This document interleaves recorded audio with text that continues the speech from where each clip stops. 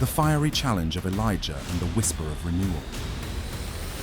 In the days when Israel strayed into darkness, worshipping Baal under the corrupt rule of King Ahab and Queen Jezebel, a lone prophet stood unwavering, a man of God named Elijah.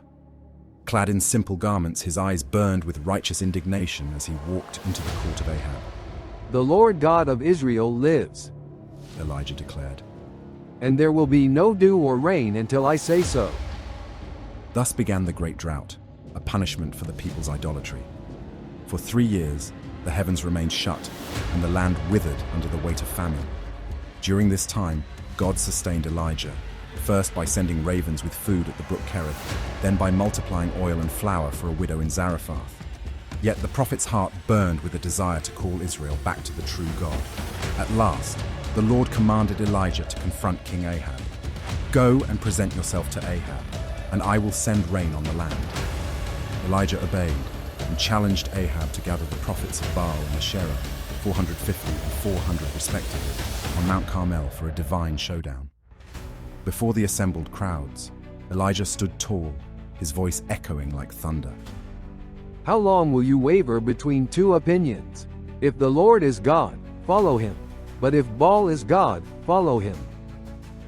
The people were silent, unsure of their allegiance. 2 altars were prepared, one for Baal, one for the Lord. The challenge was simple. The God who answered by fire would be the true God. The prophets of Baal called upon their deity from morning till noon, crying, "O Baal, answer us!" They danced, shouted, and even cut themselves until blood flowed, but no fire came. Elijah mocked them, saying, "Perhaps he is deep in thought, or busy, or traveling. Maybe he is sleeping and must be awakened." When their futile cries faded, Elijah stepped forward. He repaired the Lord's altar with 12 stones, symbolizing the tribes of Israel, and drenched the sacrifice and wood with water until it overflowed into a trench.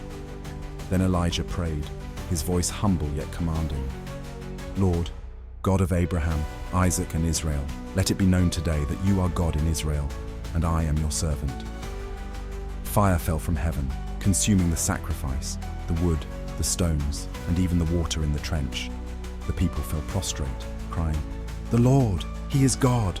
The Lord, He is God!" Elijah seized the moment and ordered the execution of Baal's prophets. As the sun set, he climbed to the summit of Carmel, bent low to the ground, and prayed for rain. 7 times he sent his servant to look toward the sea. On the 7th time, the servant reported, "A cloud as small as a man's hand is rising from the sea." Elijah warned Ahab to hurry, for the skies grew dark with clouds, and a mighty rain began to fall. Strengthened by the Lord, Elijah outran Ahab's chariot to Jezreel. But Jezebel's wrath was swift. She vowed to kill Elijah, sending him fleeing into the wilderness. Exhausted and despairing, he collapsed under a broom tree, praying, "I have had enough, Lord. Take my life. I am no better than my ancestors." An angel appeared, providing bread and water, saying, "Get up and eat, for the journey is too much for you." Strengthened, Elijah traveled 40 days and nights to Mount Horeb, the mountain of God. In a cave, Elijah poured out his anguish. "I have been zealous for the Lord, but the Israelites have rejected your covenant, torn down your altars, and put your prophets to death. I am the only one left, and now they seek my life." The Lord commanded him to stand on the mountain. A powerful wind tore through the rocks, but the Lord was not in the wind. An earthquake followed, then a fire, but the Lord was in neither.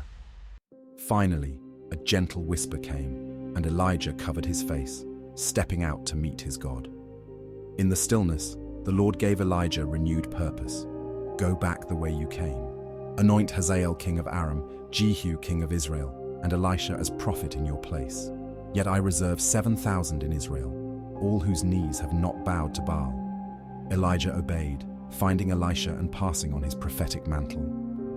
The prophet's journey continued, but this moment on Mount Horeb marked a turning point, a divine reminder that God's power is not always in the dramatic, but often in the quiet, faithful whisper. Through fire and whisper, triumph and despair, Elijah's story echoes through the ages as a testament to God's relentless pursuit of his people and his ability to strengthen those who serve him.